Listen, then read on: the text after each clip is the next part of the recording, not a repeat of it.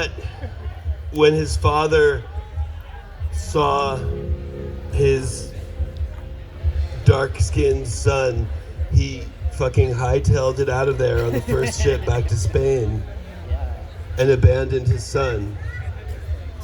Martin grew up in poverty on the streets of Lima. Although he was poor, he never failed to help those who he thought were less fortunate than himself. And if he had a little extra crust of bread, he would throw it to someone who was hungry, or an extra coin, he would pass it to someone in need. He studied to become a barber.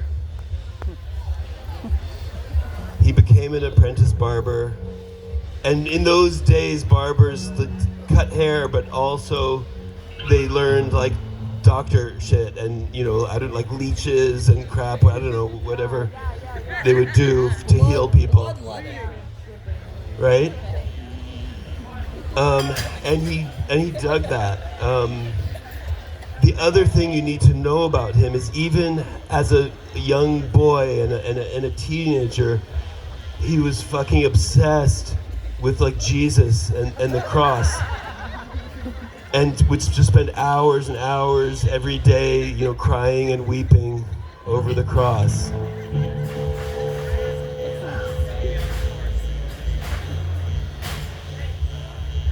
He really, really wanted to join the Dominican monastery, but they were like,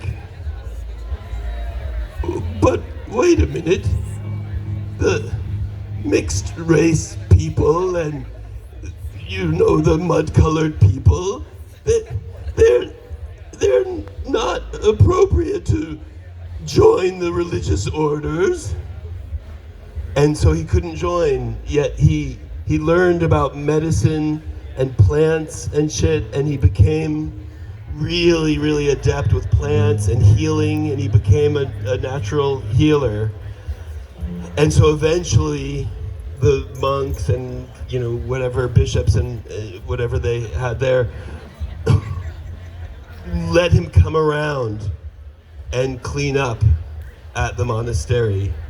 It was his job to, scrub the toilets and clean everyone's underwear and whatever the shit. And he had to sleep under the stairs. They wouldn't give him a proper bed.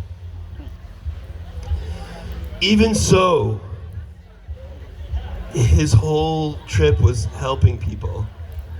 There's a story about how one time there was a poor person who was sick and covered with open running sores, and he brought him in and laid him down in his own bed and took care of him and nursed him and healed him.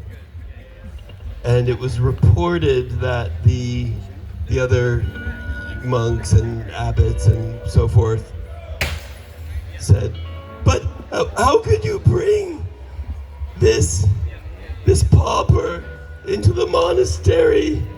He has open sores, it's disgusting, and he's dirty, and he's homeless, and he's smelly, and he's lying in our clean linens. And San Martin said that we can easily wash these sheets, but no amount of water and no amount of tears would be able to wash away the fucking sin from my soul for not helping someone who needs help. Pretty soon people started to notice like cool, funky, magical shit that was happening with him. As he spent hours and hours and hours every day crying and weeping over the cross, pretty soon he started to glow and float while he was tripping out over the cross and experiencing ecstasy. Besides being a friend to the poor and helping the people who needed help, he was also a friend to the animals. and he opened like a whole like animal sanctuary and veterinary place. And he's famous for being friends with all the animals, and he's almost always pictured with a dog and a cat and a bird and a mouse all like eating from the same bowl.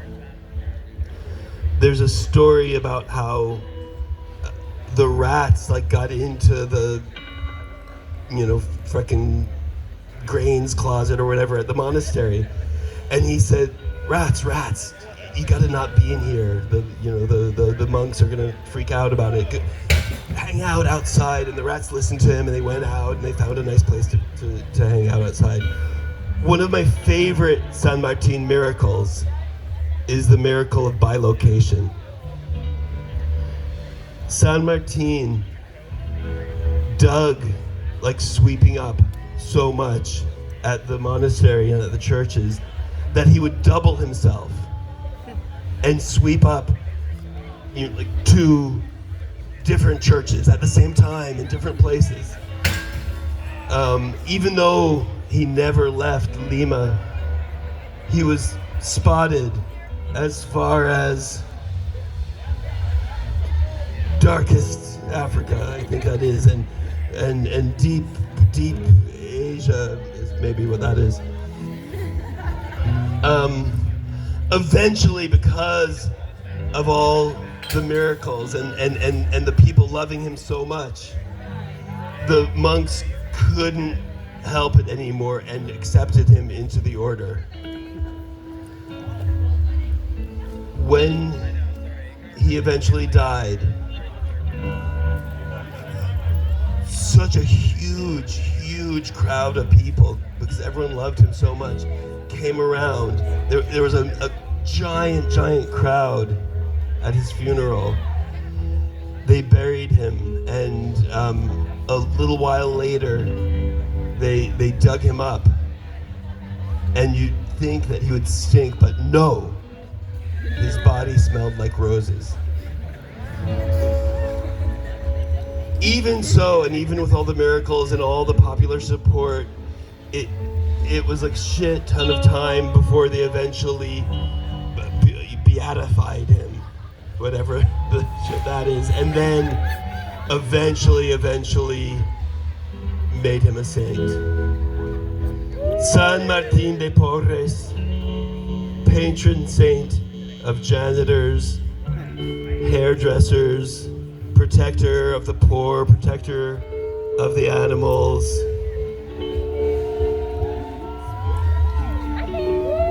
We love you, San Martin.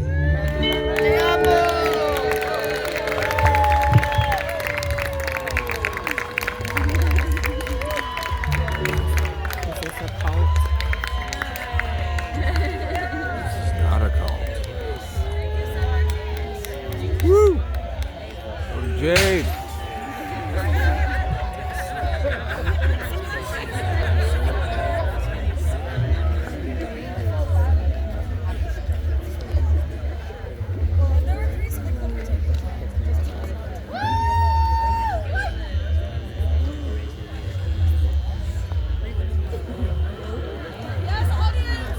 Okay, we're gonna,